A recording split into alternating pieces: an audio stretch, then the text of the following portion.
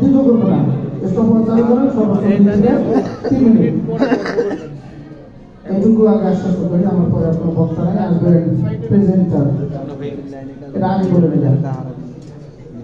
আমরা প্রতিনিয়ত যে যে যানবাহনই ব্যবহার করি না কেন চলাচলের ক্ষেত্রে সবচেয়ে প্রশান্তি লাগে যদি ওই যানবাহনে চালক দক্ষ হন, তখন আমাদেরকে অনেক ভালো লাগে, মনে প্রশান্তি জাগে যে অ্যাক্সিডেন্ট হওয়ার কোনো ভয় নাই।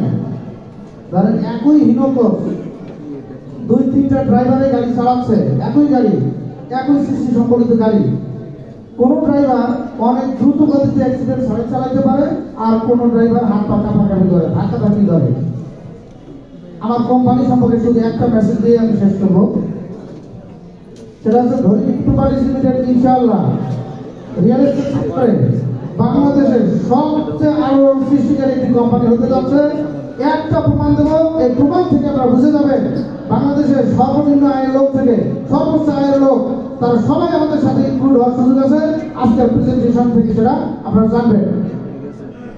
আরেকটা কথা বলছিলাম, পরিচালক আসলে কোম্পানি কোনো ব্যাপার না, কোম্পানিকে যেনারা পরিচালনা করেন তেনাদের মানসিকতার উপরে ডিপেন্ড করে কোম্পানির সফলতা ও ব্যর্থতা।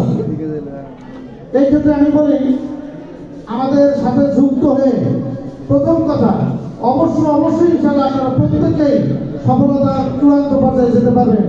এ ব্যাপারে কোম্পানির একটু তথ্য দিয়ে আমি শেষ করবো, শুধু একটা মেসেজ, আর বাকি কথা আমরা প্রেজেন্টেশনে শুনে নেবো ইনশাআল্লাহ।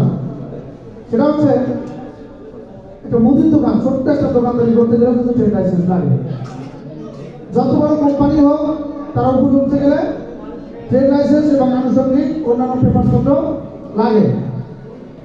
আমরা যারা বিএ পার্সেন্টের পাস অনেক পাস করেছি, 1 পাসকে বাদ দিয়ে কি বিএ পার্সেন্টের পাস আছে? আছে? নাই। যারা ক্লাস 7 পর্যন্ত 8 পর্যন্ত পড়াশোনা করছে তার মধ্যেও কি ক্লাস 1 পাসটা আছে কিনা? আছে।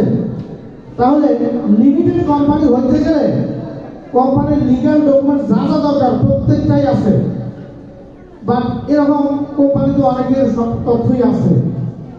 সফলতার ক্ষেত্রে কে কতটুকু, স্কুলে ভর্তি হয় সব স্টুডেন্ট, পাস করে কতজন, ভালো রেজাল্ট নিয়ে আসে কতজন, সেটাই বিবেচ্য বিষয়। আসেন ধরিত্রীর ব্যাপারে, আমরা যখন সর্বপ্রথম শুরু করি ইনশাআল্লাহ আমরা 8 ঘাট বেঁধে এনেছি। ব্যবসা যেহেতু করবো, লিগ্যাল ডকুমেন্ট সবকিছু ওকে করে আমরা মাঠে এনেছি। আমরা জাতীয় ধ্যান থেকে নিবন্ধন পেয়েছি, এর আগে অন্যান্য যা যা দরকার সব পেয়েছি। এখন এরকম লিমিটেড কোম্পানি যখন আমরা হই তখন আমাদের সিরিয়াল পরে জাতীয় ধ্যানে 70 নম্বর।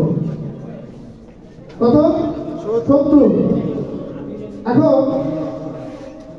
ধরেন বছরের মাঝখানে এক বাবা সরকারি চাকরি করে, তার ট্রান্সফার হয়ে গেছে রংপুর থেকে কুড়িগ্রামে, ওই বাচ্চাকে আবার কুড়িগ্রামে ভর্তি করাতে হবে।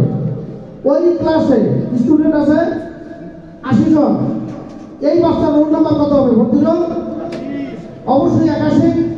তাহলে আমার যখন জন্ম হয়েছে জাতীয় ধ্যানে তখন আমি সিরিয়ালি পেয়েছি 70। ওই ভর্তির রোল যেমন নিশ্চয়তা দেয় না যে এই স্টুডেন্ট কতটা ভালো, ঠিক একইভাবে জাতীয় ধ্যানে এই সিরিয়াল এটা নিশ্চয়তা দেয় না যে এই কোম্পানি কতটুকু ভালো। ভালো আর মন্দের বিষয় একটু পরে একটা নির্দিষ্ট সময় দেয়, এই সময়ের মধ্যে কিছু শর্তাবলী